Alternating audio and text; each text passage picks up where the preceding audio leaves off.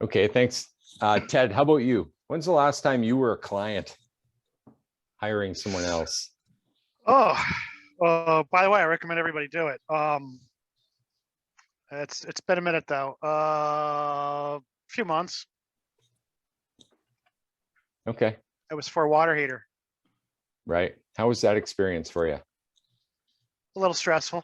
Yeah, what I happened? mean, well, I could do it myself, but you know what? That takes time, and I don't really have it. So, um, called a couple different shops. Of course, none of this is that stressful to me because I actually like dealing with service companies to see what they do. Um, Yeah, me too. I but agree. it was surprising to see what happened because one company, the CSR basically tried to sell me over the phone or quote me over the phone. Um, I'm not sure what that was about, and it was high. And but if it had been a plumber in front of me, he might have actually got $3,600 out of me for it with Yeah, all the doodad stuff. I might have said yes. Um, so the other company that I don't remember what their name was, but they came out, a rather large individual, and he waddled in and said, "Well, we could do it tomorrow." And I was rather shocked by that too, because I'm like, "Well, you guys don't have a mechanism to get the damn thing in today." yeah. He said, "Well, we used to." And so I think the one shop would have probably dispatched another truck right behind the guy when it was sold with the equipment. So here you go. Let's get it in now. Yeah, But absolutely. ultimately, because the second guy actually was in my house, you know, the price wasn't really the issue, but we picked him. Yeah. Yeah, that's funny. I shop kind of the same way when it comes to contractors. My first instinct, I'm a bad customer. I'm the one that I wouldn't work for. However, I will pay the high ticket. That's my dirty little secret. They just have to do it right. Yeah. But I try to get pricing right at the email. Right. Right. You're And you're almost your own worst enemy on that. yeah, I did that with a carpet cleaner. I think I mentioned the carpet cleaner, and he ended up doing awful. And of course, now we're going to help him out because he committed to pricing that, I ended up tipping to make it fair. But anyway, you get the point. Yeah. Yeah. So Yeah. we're customers too, right? And we all kind of protect our money a little bit. And we all have these trust objections that we're going to get into. But at the end of the day, if you have a great experience, I really wanted to highlight this, then we get to take them back up. You guys agree with that? Yeah. And I believe if you take them up higher and they feel better for knowing you now than where their moment of weakness happened, that trigger point, and they feel better than they did before it happened, even though you took their hard-earned money. I say that like you're stealing. You guys are doing great work. I know that. Right? But that's how we can begin to get the 3 R's, the reviews, the repeats, and the referrals. Yeah. You guys agree with that logic? Yep. My best customers, there's usually some price resistance. And then by the end of it, they're saying, "I'm glad I spent the money." Yeah. Yeah, exactly. Right. What a thing. Glad we know Ted now. Glad we know Derek. Glad we know Jacob or Josh. Yeah, that's really cool. So I bring that up. I wanted to share that customer journey with you guys. And did it disappear now? Yeah, I think you guys can access that still afterwards, but I'll share that screenshot in the chat as well for anyone on the replay. I hope they'll be able to catch that. I apologize for missing part of the recording in the beginning. Still trying to get this technologically worked out, but hey, we all start somewhere, and that's where we are. So that customer journey map is really important to your market dominating position. Why? Why does it matter what they're feeling, Derek? Well, if they don't like you, trust you, they're not gonna do business with you. Yeah, for sure. And because what they're doing in those moments of weakness ultimately led them away from you. So what can we do, right? That's where, it's interesting. We had that up there, but so many people are reliant on Google My Business for all their calls. But as you can see, that's not really the first step. That's kind of step 3. They're going down, they're doing research. So how do we get in front of people before then? Have brand awareness before then, so that they know. Can you imagine in your community having that trust, that relationship with people before they ever worked with you? Where everyone just knows, oh, Derek's the guy to hire. No brainer. No one even needs to tell me. You hear great things all the time. You see their trucks everywhere. You see their signage. They just know you. That makes sense? Mhm. Yeah, totally. Okay. Hey, I'm just letting you know I'm here, Clay. I'm just getting off work, so just want to let you know I'm listening. All good. Thanks, Bill. Appreciate you saying hi. Yeah, I hope this helps you guys. I know that the timing is tough, right? We got guys from all over the country. I got guys right here next to me that always go, why do you start at 3 p.m.? Well, we're Pacific. Don't be selfish. What time is it there, Jacob? Oh, that's cute. Thanks for the share. It's 5:30. Happy Father's Day, by the way. Belated Oh, to all you great, thank fellas. you. I'm sure we all have kids here or close. Yeah, all the dads in the group. Okay, so let's keep going on this client chat. I want to share something with you guys, bit of a new tool. You want to see something else? Yeah. All right. This is something we call 4 forces. And it's ultimately the emotional journey that people are on. First thing you'll notice is this negative sign over here. This positive sign over here. Can everyone see this? Yep. This model is super important. We're actually going to go through this twice today, if that's all right with you guys. On the left, I want you to pay attention to this, away from. And on the right, towards.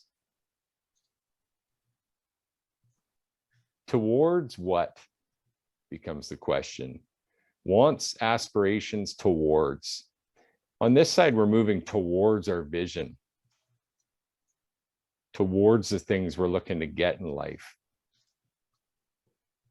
But on this side over here, away from frustrations and fears, we're working away from those things.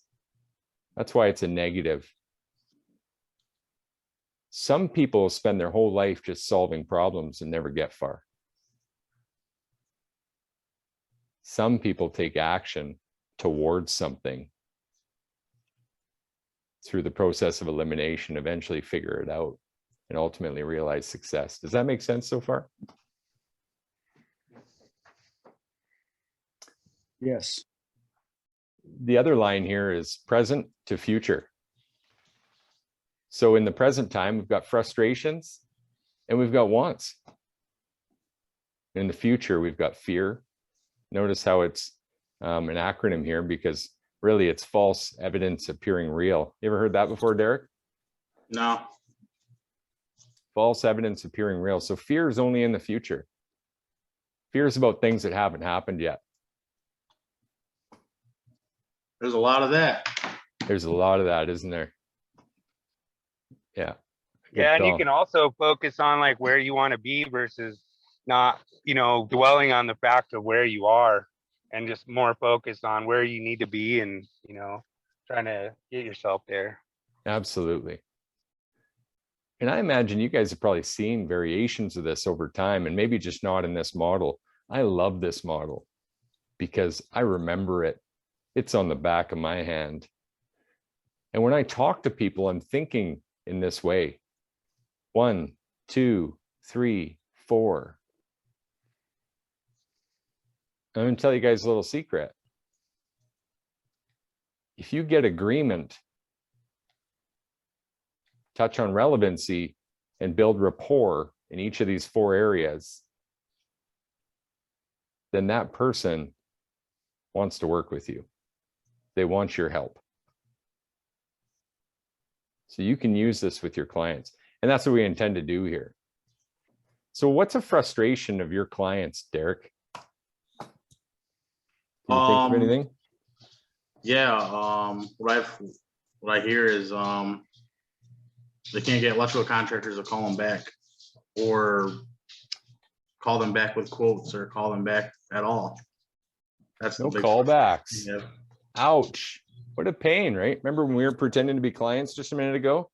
Mhm. Is there anything you hate worse than someone wasting your valuable time, Mr. Business Owner, doing your best to call everyone back, and then you can't yourself get a call back? Mhm. What a nightmare. What was another one you said? I don't know. All right, I can pick on someone else. Bill, you got one? Yeah, I think for me, it's them not knowing which reliable information to trust, like in certain situations where they don't know who to trust, they don't know who they're gonna get accurate information from. And I think that kind of helps me niche a little bit, because trust whatever I'm gonna say is gonna be the right information. And I'll do the research. I'm not scared to say, hey, I don't know. You know, I'll get back with you with the correct information, you know, because that's a real frustration, because guys try to just baffle them with a bunch of nonsense and then they don't know what the truth is. And so that kind of helps me from like a standpoint of knowledge from the trade, and just saying, hey, I will get back to you with the correct information. Absolutely. I love that. Thanks for that share. Josh, you still with me, my man? Yes, sir. I'm here. There he is. What's a client frustration that your clients have? It's a client frustration that my clients have.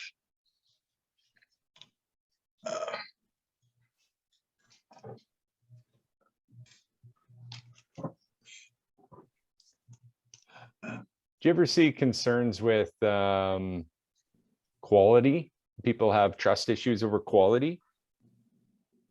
Yeah. I have trust issues over a lot of things: honesty, quality. Oh, I love that honesty.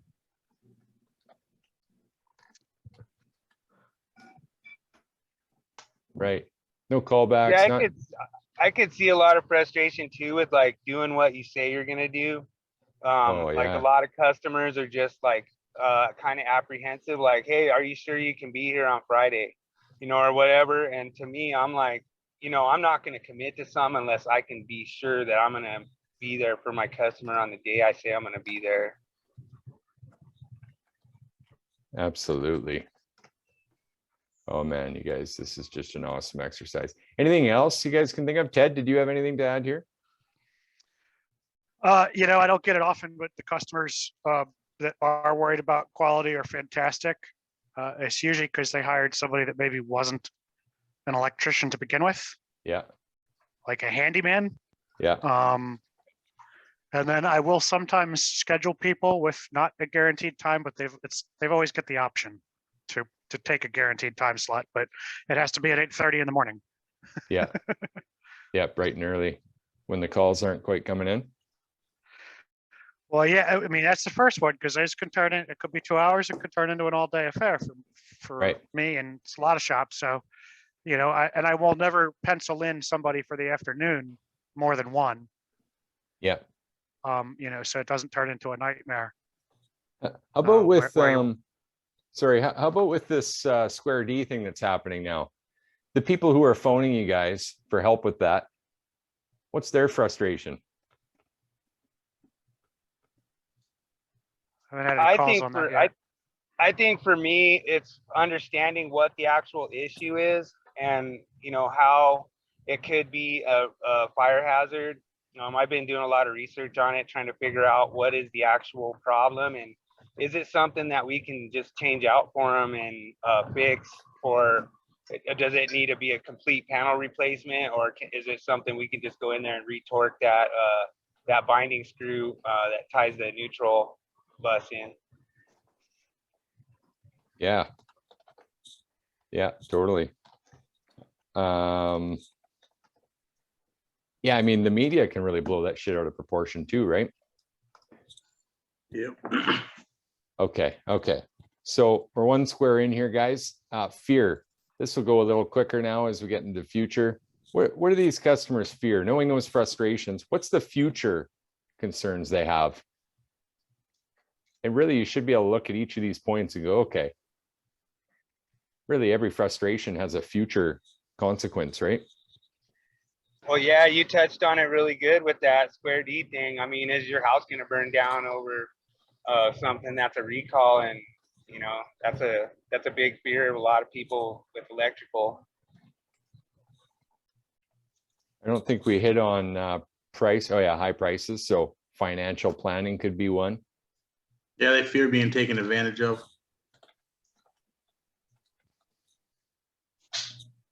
Yeah, that's a good one. Spending more than, spending more in repairs. Due to- That's a better way to look at it. Is, there are shops out there that do the bare minimum work and they think they're providing value and they're actually screwing the customer. Absolutely.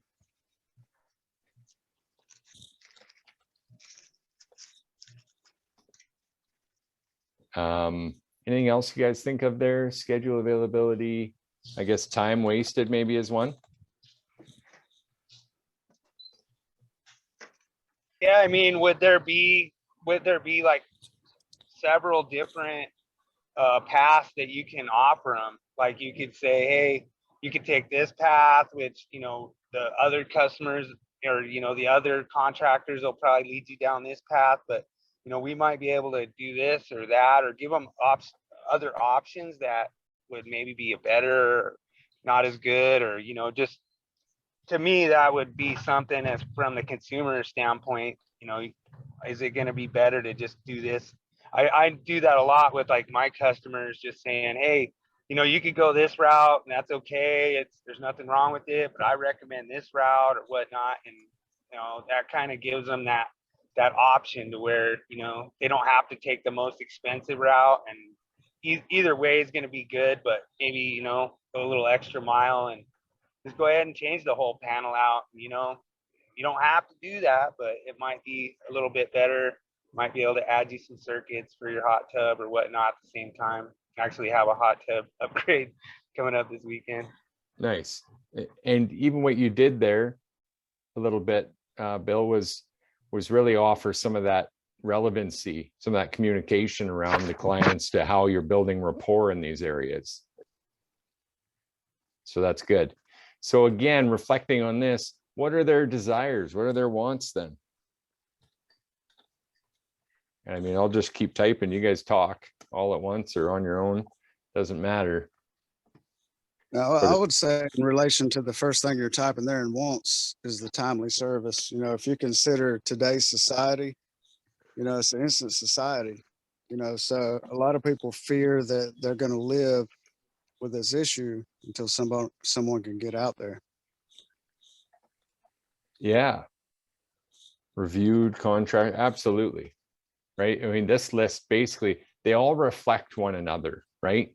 So as you do this exercise, you begin to realize what the core issues are.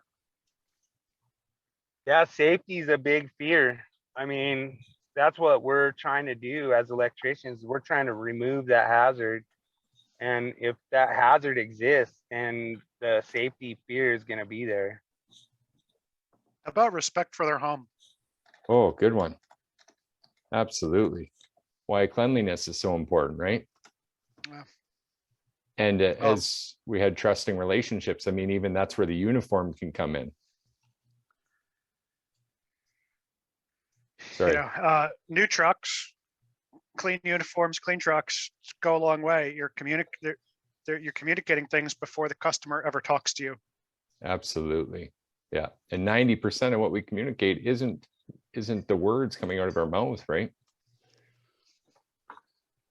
Super important. Super important. Derek, anything else in wants there you can think of, brother? I just want to I think I just want peace of mind that it's gonna get done right the first time, and they're not gonna have to keep having to call you back to fix the same issue over and over again. No So repeat. trust, really. Rework is for jerks, we used to say. Yeah. No rework.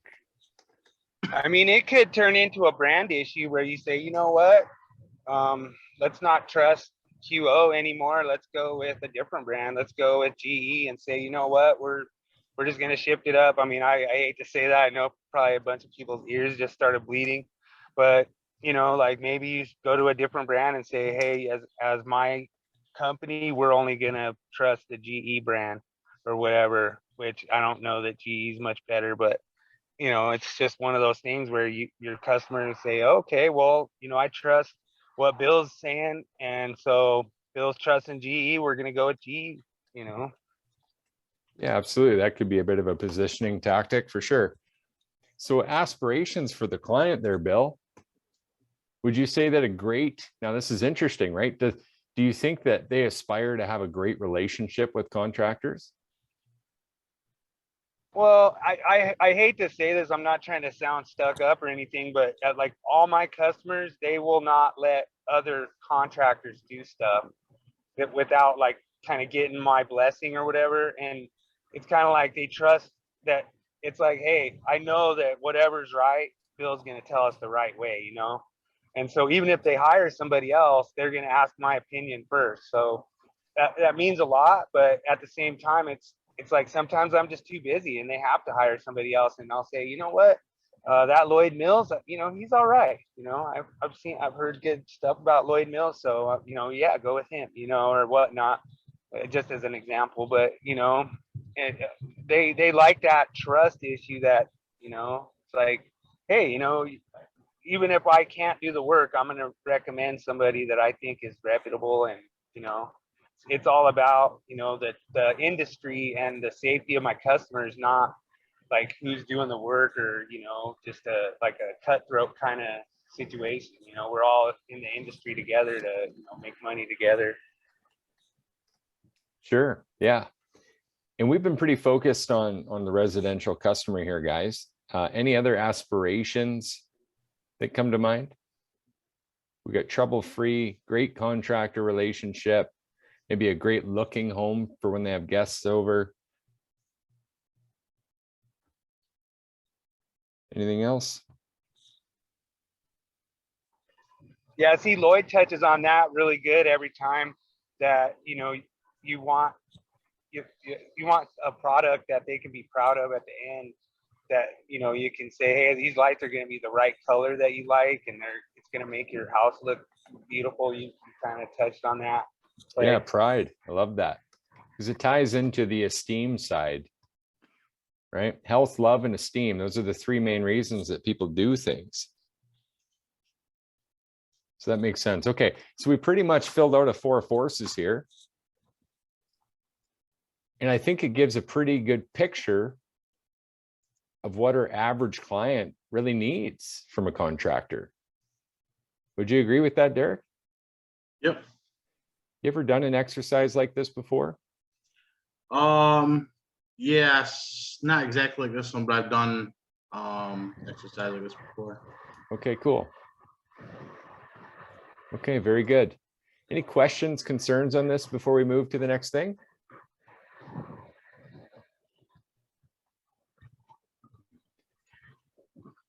Silence. Okay. I'm on an hour drive, so I'm just listening. You got it. You got it. Well, I'll try and explain things so that you can keep participating, Bill. I appreciate you jumping in. Super good stuff. Okay, so I'm going to actually screenshot this so I don't lose it. And I can bounce back and forth because we've done some work here as need be. And where can I put that? How about on this screen?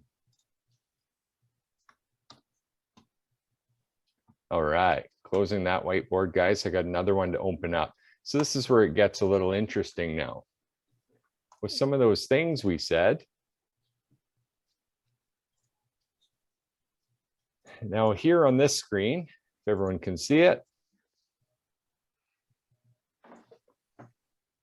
I've got 6 categories of a market dominating position. Finally, we're talking about what the hell a market dominating position is.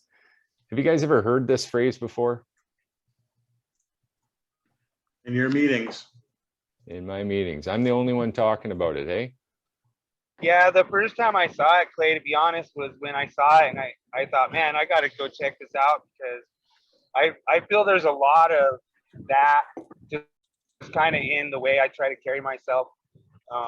Just I try to be that guy that they want to call, you know, and I feel that, you know, that means a lot when they call me first.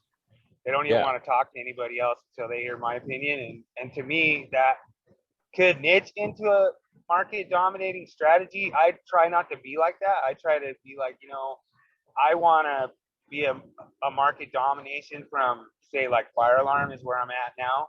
Yeah. And I feel strongly that it's cool when I can come in there and I can say, okay, we're going to do step 1, step 2, step 3, step 4, and complete, and we're going to leave. And there's not going to be any mess and and this is what's going to happen. And nobody else does that.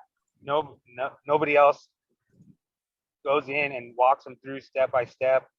And I think that means a lot for like the trust value that I can have that only one in the market that walks them through step by step and say, hey, this is what I'm going to do step by step. And this is how the whole entire project's going to go.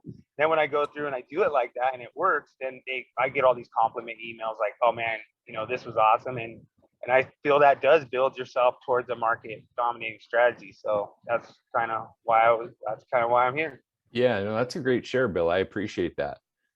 I would say, and this is just me, I'm not picking on you at all. It's nice when it naturally begins to happen. And it's even better when it becomes a measurable strategy. Does that make sense? Absolutely. When we can actually record data against something and say, wow, when I implemented this MDP in my offer, I started getting more accurate calls to exactly what I want to do. And when I started serving in line with this market dominating position, our average ticket price has doubled. And on and on and on. That makes sense, you guys? Yep. Okay, so I put some objections here. I built this a little ahead of time. And I think they speak to a lot of the things we just uncovered together in that 4 forces. Anyone ever get the price too high objection? Yep. Sometimes. It happens, right? I think it's more like a justification of, hey, why is this so high? And for me, I kind of work with them and, you know, like, hey, you know, I see where you're coming from. Maybe we went a little too overboard on this. And, you know, let's like kind of meet in the middle and then, you know, you kind of make up for it different areas. But that's kind of part of being like a trusted contractor for them, you know. Yeah, for sure. So on the left here, I got 6 categories. Convenience. And convenience could be payment methods. Could be how fast you can get the price to them. Could be, can you do the work at the point of estimate? Speed could be, if you had to schedule it out, how soon could you schedule it? How fast till this thing's done? Would be a couple things. Education came up in the 4 forces, right? I think Bill had said there's a misunderstanding sometimes, even with this square D thing right now. Who's out there educating clients and giving them a channel to get more information about this, besides square D, who clearly are causing some chaos? Yeah, and I mean, there's another side to that too, Clay, that there could be companies preying on that misinformation. And Absolutely. I think that could be something that comes into it, like you said. Yeah, up here, the RCMP, our police, Royal Canadian Mounted Police, they always say to serve and protect. Is that a cop thing down there too? Oh, yeah. But it's our job too, isn't it? As a contractor, serve and protect your clients from the shitheads. Don't they say never ride your horse backwards too? I haven't heard that myself. Anyone else heard that one? No. So then risk reversal is the fourth there. How do we create risk reversal for a client, guys? By warranties and guarantees. Absolutely.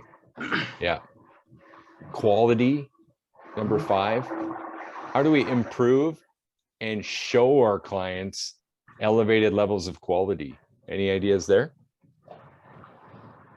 Well, for me, I've done it a lot in those LED retrofit kits. And I basically say, hey, if I do this LED retrofit kit, it's code compliant, it's got a 5-year warranty, and it'll last. You're not gonna have to mess with it. And I know they like that a lot. I sold a ton of those kits last year. Yeah, for sure. So that's an example.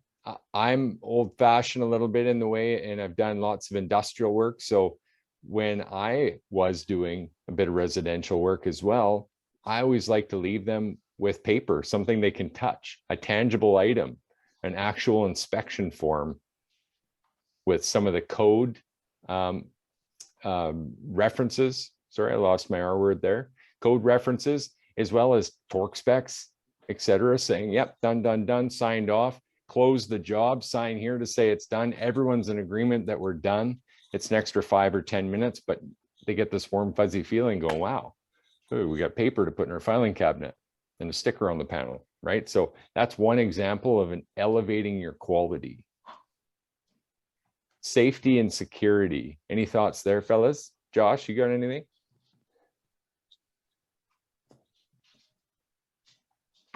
Yeah, I mean, I guess from a safety standpoint, that would go hand in hand with what you were just talking about. If you have the piece of paper with the codes, a lot of times what we have to do is do commissioning documents to show that the equipment's been commissioned and we're, basically our part of it's complete. Yeah, absolutely. So Bill, I know you still can't see this, but convenience, speed, education, risk reversal, quality, and safety are the 6 categories of a market dominating position. It's your job then, we got an iPhone entering, it becomes your job then to try to stack a few of these with specific strategies to build a market dominating position. Does that make sense, you guys? So in the example of some of the SPG guys, and what they strongly ride as a market dominating position is having inventory, staying niched in residential service, showing up to do the estimate and getting the work done right there. So we mentioned a few things there, right? One is there's a huge convenience, the speed of having the inventory on board. Anyone else pick anything else up there? Is there a third category? And having that inventory, being ready to serve. So you show up with a bit of a higher price, but you show up with more leverage as well, because you're ready to go right there. As a client, the last thing you want to do is pick up the phone and search for an electrician right now. You've got one right in front of you, don't you? Yeah, I mean, sometimes there's some bad parts to, like, like right now we're having trouble getting parts. And so, sometimes you have to give bad news and just say, hey, you know what, I got bad news. We got a long lead time on this, Absolutely. becomes part of, sometimes you have to give them bad news. It's not always fuzzy talk. Ted, are you still with us? Sure am. The new flat rate, I think you talked about one of your options being a fire safety package. Is that what they call it? No, it might have been. So yeah, I don't think I did. We certainly have some packaging for like smoke detectors. Okay. And when the basic is just going to be getting everything replaced and updated. But on the top end of that, it's It's also some fire extinguishers and escape ladders. Right. Right. You know? Do you think that you check any of these other boxes in your day-to-day operation? Are you educating your clients at all on some of your products? Always. Always, he says. If you're not doing it, you're not really presenting to the customer, and you're not even enabling them to make the best choices. I appreciate that. Would you say that you have a risk reversal element built into your service? Yes. I mean, if depending on the tier that they pick, there's varying warranty levels. On top of the secret fact that really everything's warranted. Yeah, If you- and if I'm going to hire you, then is there any way for me to verify the quality of the work that you do ahead of you doing it? My reviews. Reviews, okay. Yep. So reviews. And then how about safety and security? Do you have any portion of your offer that makes people feel an elevated level of safety or security in their decision with you or in the product that you install? Yeah, because we're always going to offer the option to enhance the level of protection in their home. Enhanced level of that- protection. Be that with arc fault, circuit protection, and we're always offering to upgrade that across more than just maybe whatever they called you for, as well as looking at surge protection for the house, and always checking for those smoke detectors too, and making sure they're not yellow. Absolutely. So from that, and thank you again for that share, from that, you can see that it is possible to stack every category in the MDP throughout that customer experience. You guys all agree with that?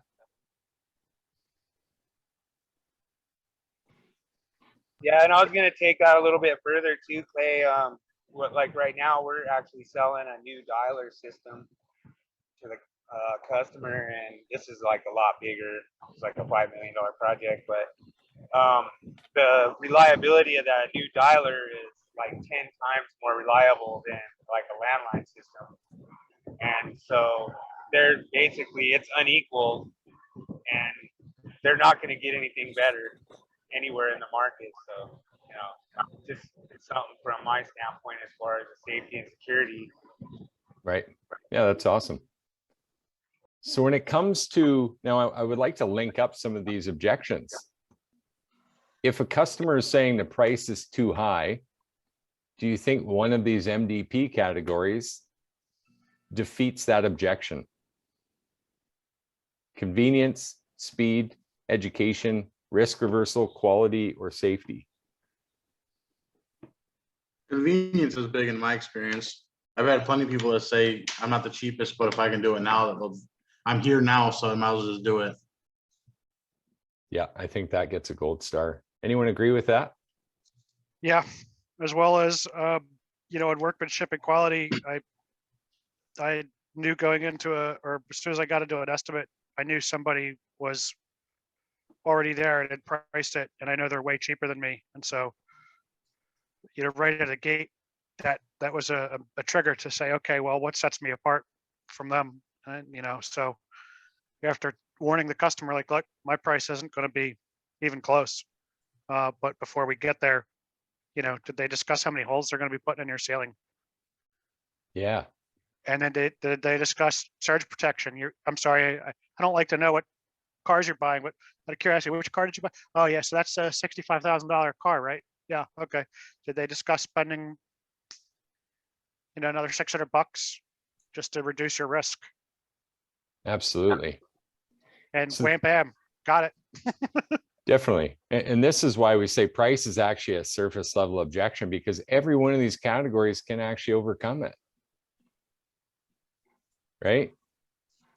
If you Reputation educate too. me on the mishaps of everyone out there who's doing unpermitted work and running around for $40 an hour, do you think then the following safety chat would apply and help me understand that I need to spend a little more? Hope.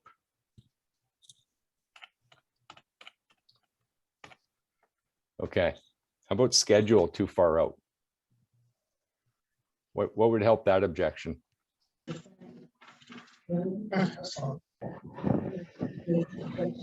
Your reputation. Some people are willing to wait a longer time if you're a trustworthy and honest person and they really want to do business with you. Yeah, that's true too. So I'm going to put that under quality. Yeah, it kind of comes into what I was saying. It kind of comes into what I was saying about like, hey, well, if you want to wait a little longer, you can have this brand, but if you want it sooner, you can have this brand, and you can give them options as far as the two different brands. Like if you're stuck on a brand, then you might have to wait longer, but if you want like a little bit less expensive brand, then we can get it sooner. Yeah. Yeah. With some of the parts. So convenience or speed. Play into that a bit. Okay. What if someone says they need some time to think about it?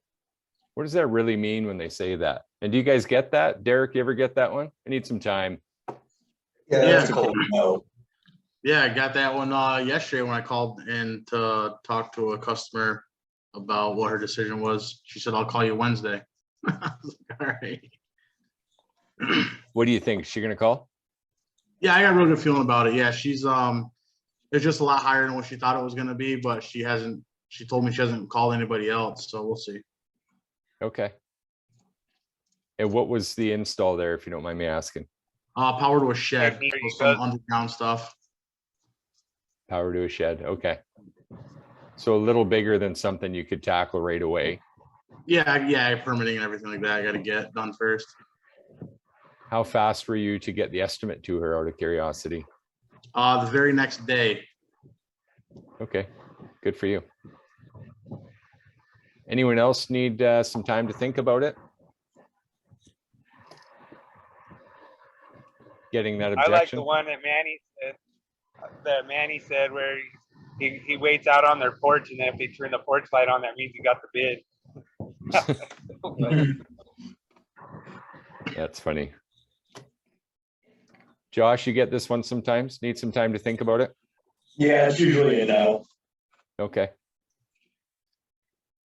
So why do you think that is? I usually will ask them point blank, what do they need to think about? Yeah, absolutely. Why not?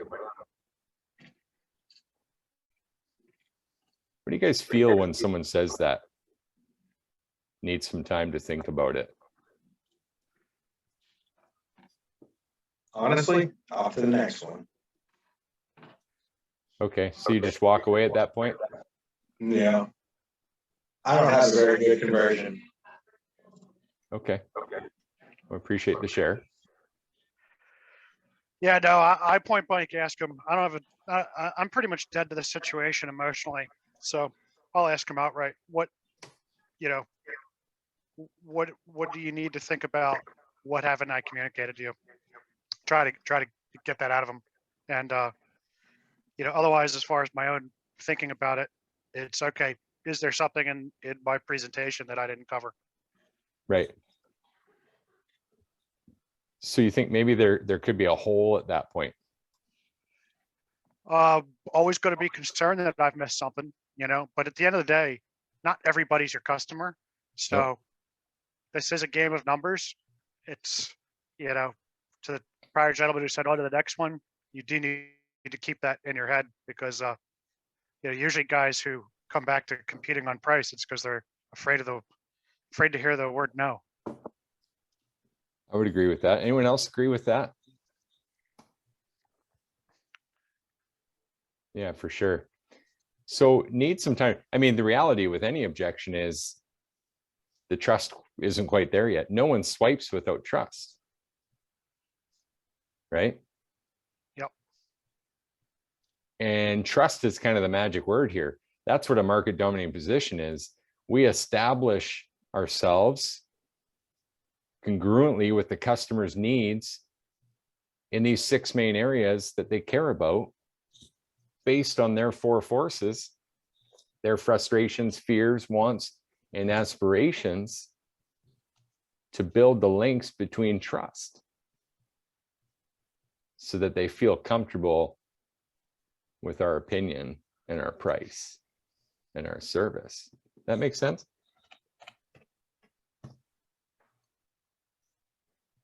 Every one of these objections revolves around it. My friend knows an electrician who can do it for half. Is that someone you want to work for? Nope.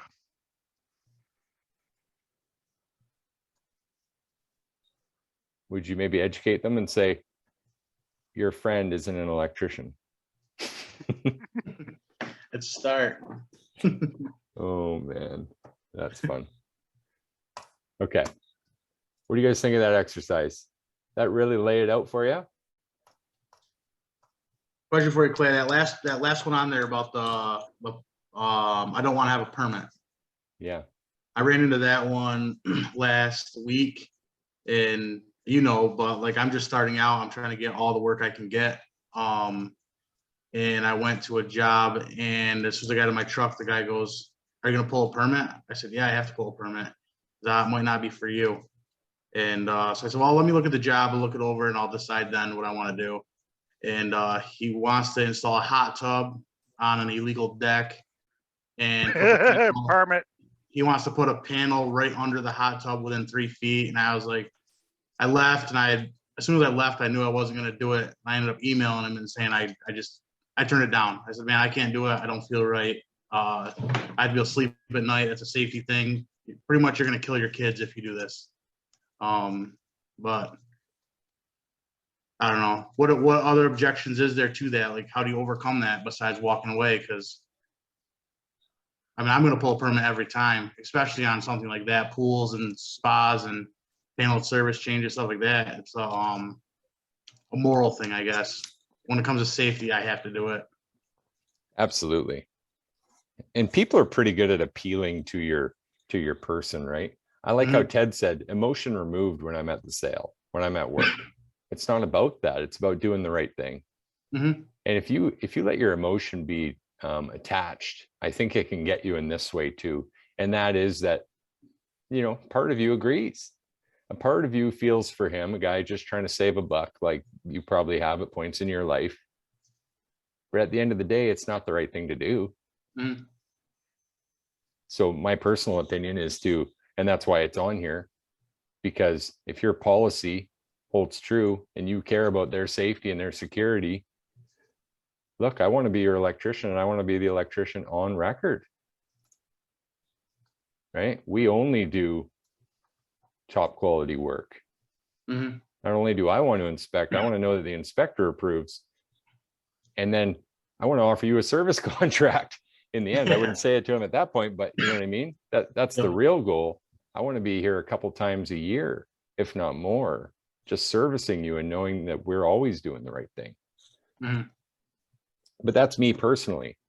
Yeah. That's why I put it here. Anyone else want to speak to that?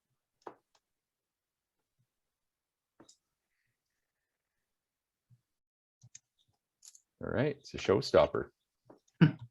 It is a showstopper. We lost Jacob, but replay.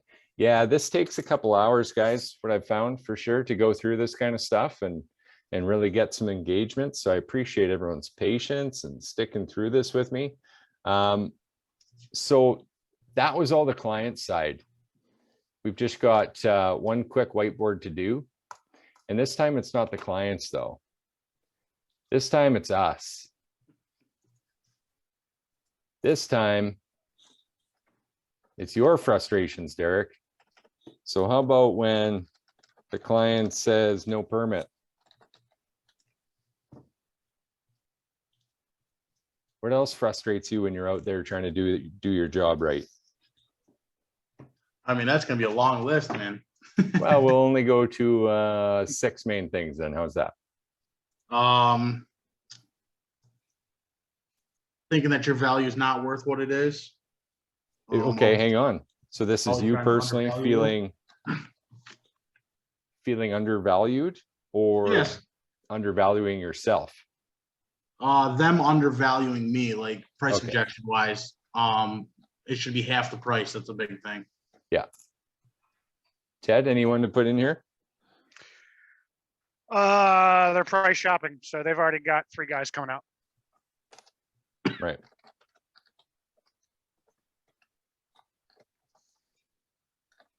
Josh, you gonna have any for this list? My cancellations, when they cancel at last minute.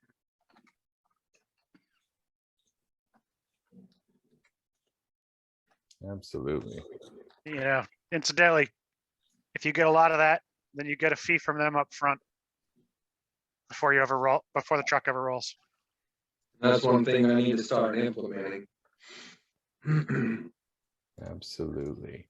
Absolutely. Any other frustrations there, guys? We got 2 more to get to 6.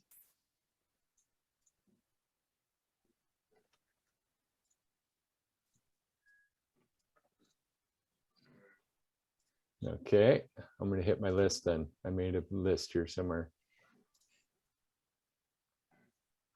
I made a list. What do we got here? Kick your tires. Electricians should only cost 40 bucks an hour. Anyone have that lately? Oh boy. Why you don't sell hourly? Yeah, when the client says no permit, they're gonna hire someone else. How about leads? You guys get enough leads coming in? No. Ebb and flow, ebb and flow.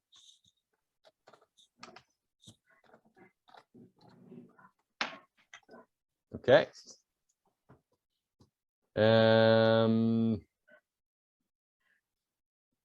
How about Derek? Since you said you're starting out, right? Mhm. You're doing flat rates? Yes, sir. Okay, good. So you know your burden rate, you're all figured out. Yes, ish. I'm still Ish. working on that, but yes. Are you building your own price book? Or I- do you have help with that? I got help with that. Oh, good. Have you checked any of those prices against your own burden rate? No. Okay.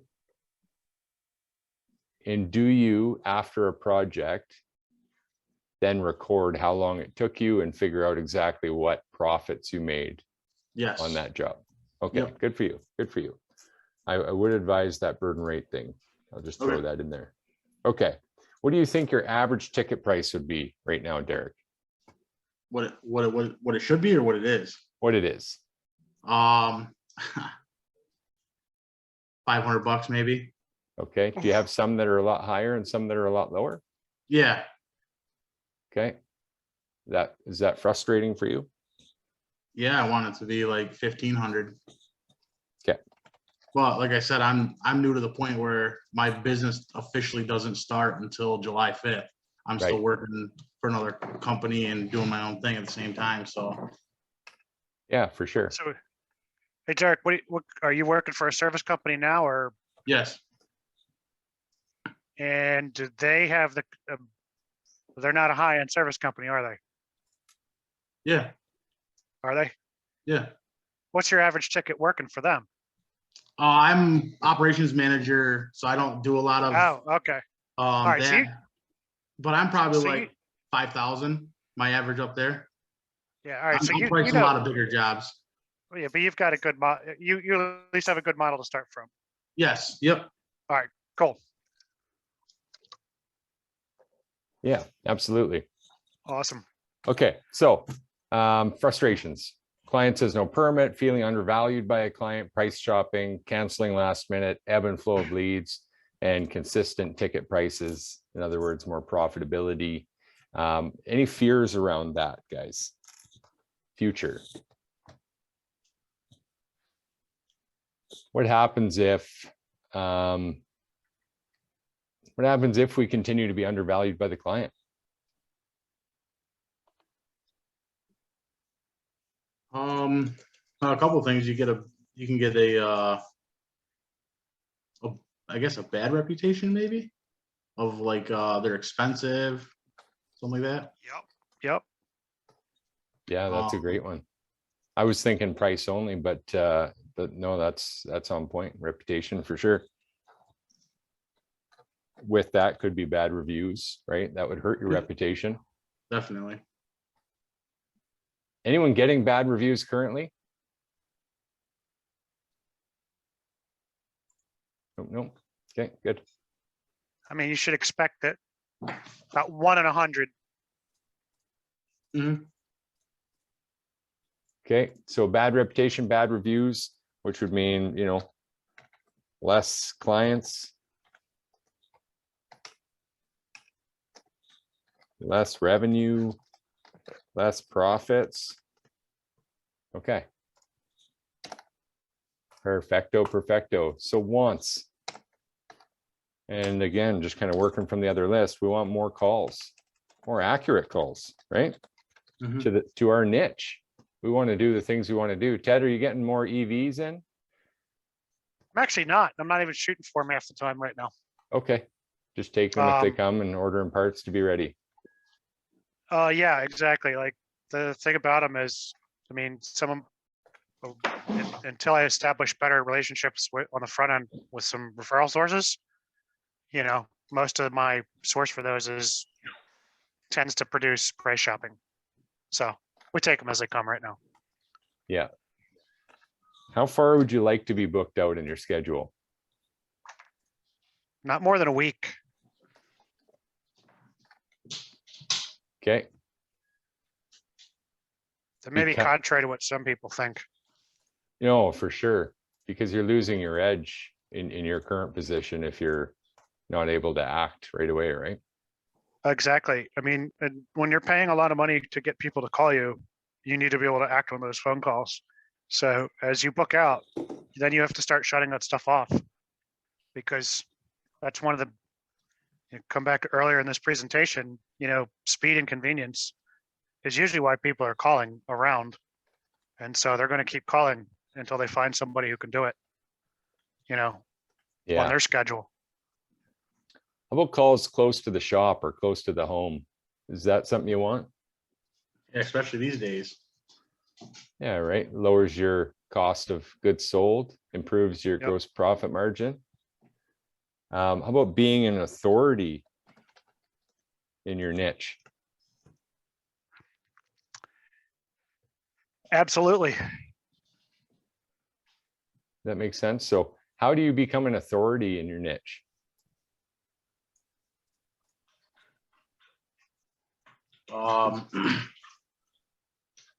Master it and then educate your customers on it. Boom. That was one of the market dominating areas, right? Education. So yeah, if you educate and you're the master of it, you show up and you deliver. I mean, the next part is delivery. So they actually have to hire you. So educating wouldn't be enough. You'd just be like me, giving it all away, right? No, that's great. Okay, so 6 there. And then aspirations. What do we all want from this thing? What do you guys, now I'm curious, it just seems like 2 of you, maybe Josh is still there too, or some other listeners, but aspirations for your business. What's the big outcome? Why go into business, Derek? You're a successful operations manager.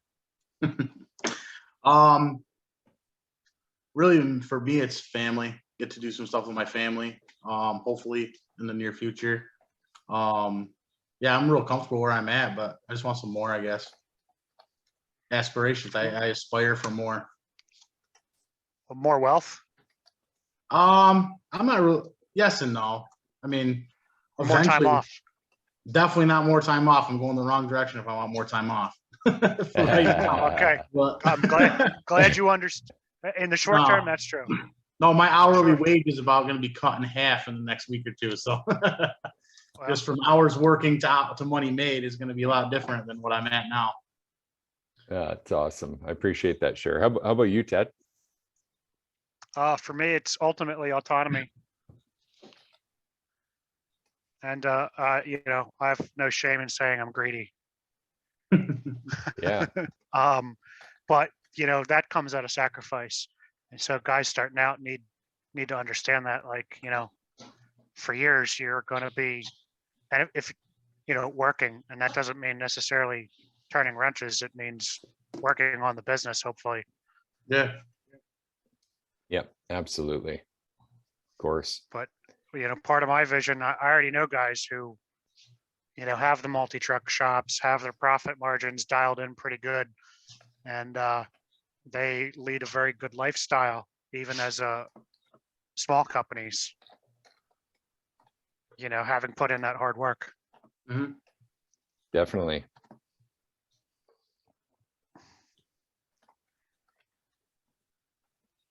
Okay, and then I just added exitability, which is often overlooked. But at some point, after years of success with your guys' market dominating positions and your business positioned uniquely so that it continues to sell and dominate, exitability becomes a question for everyone, right? Maybe you're passing it to your kids, maybe you're going to sell it or just manage it from afar, or 4-hour work week. What were you going to say, Ted? Yeah, it's something that this doesn't come up enough in the Facebook groups, but the smarter guys have pointed out a few times, like the moment you start, you should be starting from the standpoint of actually developing a business that one day you could sell. Absolutely. And most of the guys in the trades do not develop businesses that are ever going to be sellable for more than the depreciated value of their tools and inventory, because they didn't build the business enough to make it valuable. Yeah, I agree. There's key words here. Well-oiled machine is something I had there on the whiteboard. And I thank you guys for that exercise again. But what does that well-oiled machine mean to you then?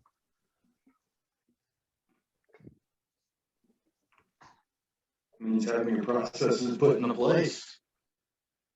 Yeah, definitely. Processes being systemized, standard operating procedures. Yep. You guys ever seen what a franchise looks like from a purchase standpoint? Yeah. It's not the brick and mortar, right? Like if you buy a McDonald's, it's not the brick and mortar you see that you buy. You buy a stack of binders first. Yeah. The rule book, the playbook, right? When you buy a football team or a hockey team, it's the same thing. Sure, you got your players and they hold value, but it's also the playbook. Like Ted said, there's all the assets it owns, but they should really be just a fraction of what the goodwill is worth, what that company is worth as a well-oiled machine, again, because it operates with you or without you. Yeah. And it takes a lot before you can start putting a valuation on the customers. You can do it, but you have to hit certain volume numbers, and you have to have the policies and procedures really well documented, great set of books for usually 3 years past. All these things go into play. Definitely. Okay, so instead of going more into overwhelm, I just want to touch on a couple of things. Derek, let me ask you, did you get value from the stuff we shared here today? Yeah. Okay, so good little exercise, right? So there's 6 areas of this market dominating position. And you should know without a doubt at this point, or I haven't done my job very well, that if you put together a strategy that leverages those positions to answer to the needs, problems, and desires of your clients, that should help you get more jobs, increase your prices, and thus be more profitable. Would you agree with that? Mhm. Right. And the proof's in here, right? Like I said, Ted and SPG, they run a really good market dominating position. So the proof is there, it works. Guys are doing really well with that. That's fine. There's other ways to leverage it too, though. And that's what I live off. I love strategy and I love thinking outside the box. So this is just fun for me and I appreciate you guys. So let's play a game here. You said an average ticket, Derek, I think of $500. If you're kind of guessing, no, you're new at this, Yeah. blah, blah, blah. I actually have that number down in my notes because it's a nice conservative number. I had a chat with a guy this morning who was still seeing the odd $200 ticket, and we agreed that that wasn't acceptable in 2022. Right? It's just too low. 500 starts to become acceptable, you could do some small jobs and your flat rates might lead you to a few $500 tickets, a few under. Ted, what's your lowest ticket in the last few weeks? Probably $400. Wonderful. Okay, so this example is conservative then, 500. Let me ask you, because ultimately, I want you guys to take action, make the most of this. And keep in mind, there's 5 of us here, but this replay is going to be seen by everyone in the group at some point. So I appreciate you guys here in this demonstration.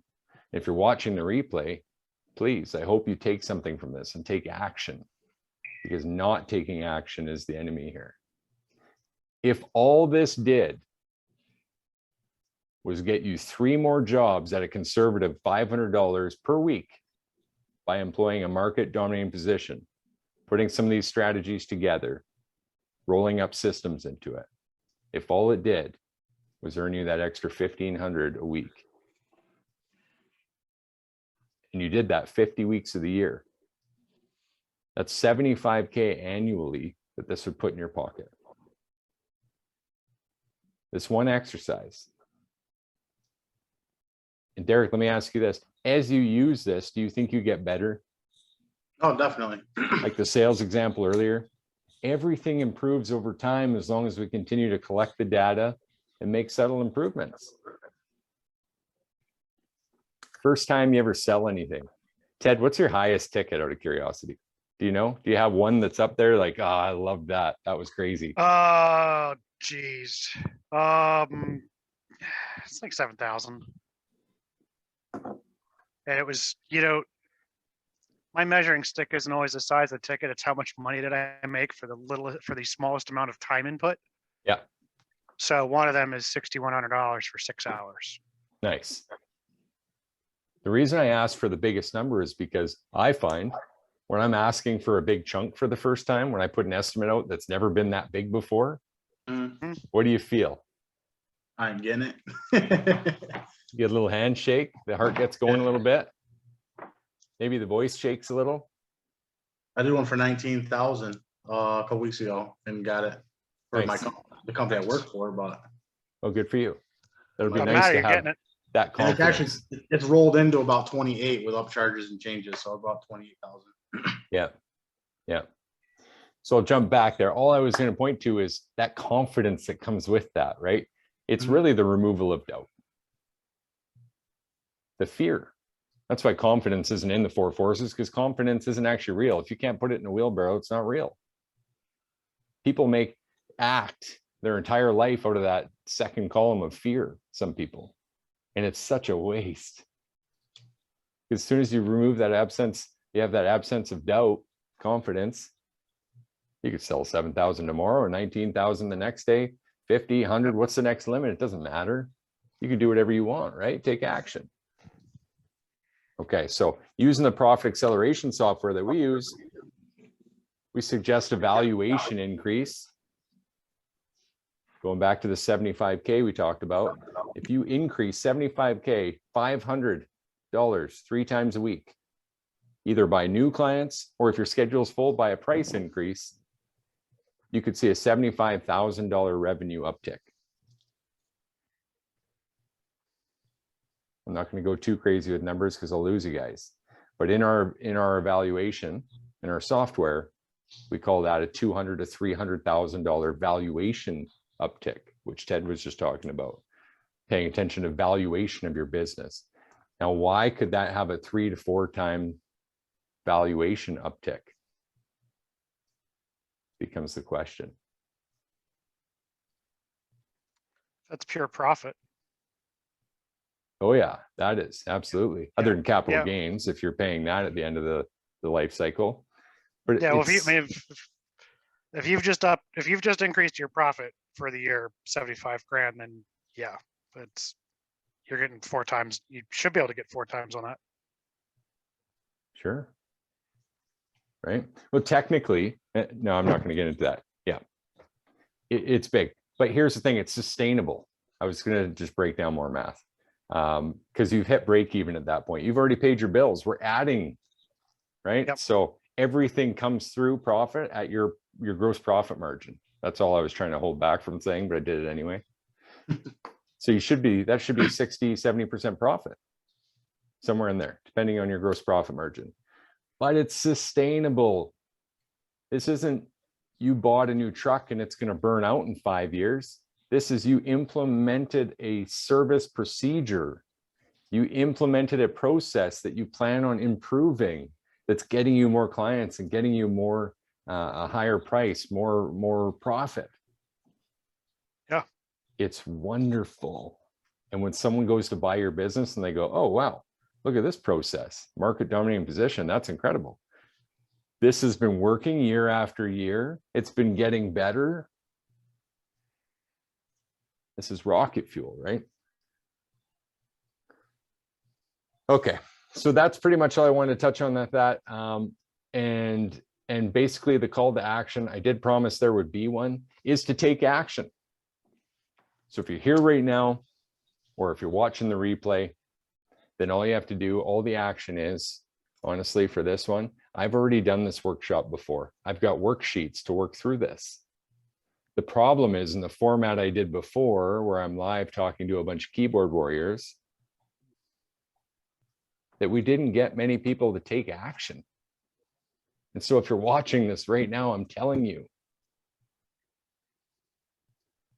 if you don't offer a VIP sale that we talked about earlier, if you don't have a $15,000 product that you can sell, how many can you sell? 0. Derek, hold one of those up for us too, just because I like the look of it. 0. If you have no market dominating position, will you ever get other $500 tickets at the conservative $500 tickets? Not by this strategy, maybe by something else. But if you don't act on this, and I just proved to you, and you're buying in, and you're sitting here still wondering if I should do this or not, then guess what? You're like everyone else who's not taking action. What's the definition of insanity? Doing the same thing over and over and expecting a different result. You nailed it, Derek. Thank you. I thought I was going to look insane there for a minute. No one was going to speak to it. So the only call to action is to pull up the chat box and type MDP, and we'll do a one-to-one call, and I'll give you the worksheets, and I'll offer to walk you through the strategy. That is it, because I want people to use this, and I want people to grow, and I want people to get value from this group. So I appreciate you guys. That's an hour and 45. I think we nailed it there. Thanks, Ted. Thanks, Derek. Any questions, you guys? Concerns? Out of 1. On a scale of 1 to 10, did I talk too much? Huh? Feedback is